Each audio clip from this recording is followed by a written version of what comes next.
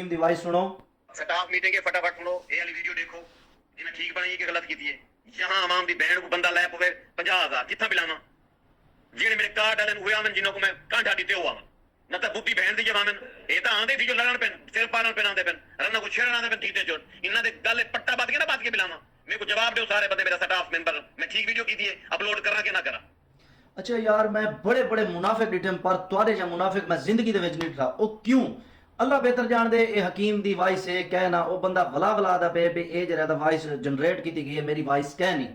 अल्लाह को पता उनकी वॉइस है कहना, मेरे को कह नहीं पता। लेकिन मैं उन बंदे दी जरा दा तारीफ करे सा कि उन बंदे को डेली बेसिस दे उत्ते ना लंगर खाना खोली खड़े 4 तो 5,000 बंदा डेली खाना खांदे बकायदा। मैं तो थी दे आया उन तो बाद वो एम्बुलेंस की खड़े, कोई को डोखे तकलीफ है वो बंदा करे दे।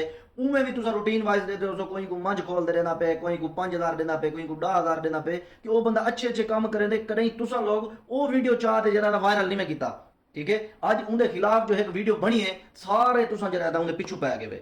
मेरे को अफसोस लगते तुम्हारे जो लोग होते कि तुसा हमेशा जरा कोई होते तनकीद करनी हो तुसा प्रमोट करें दे, जी अच्छी शाह हो कहने करें दे। तो लिहाजा जरा थोड़ी जी शर्म किया करो।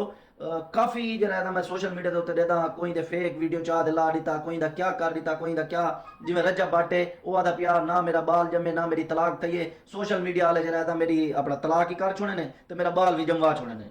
कोई शर्म किया करो, मरना तुसा भी है। बाकी हकीम साहब बहुत अच्छा बंदा है, मैं जरा को मिलिया तक मेरे इतना उन्हें रेफरेंस कह नहीं, लेकिन मेरी एक मुलाकात थी तो भला बहुत खुशी थी। हकीम साहब लोग जरा में सड़ते रसन ते तुसा जरा जेरी जदोजहद लगे पे रहो। मेरे जे भिरावें दी तो दुआ है, अल्लाह पाक खुश रखे। आमीन आमीन सुमा।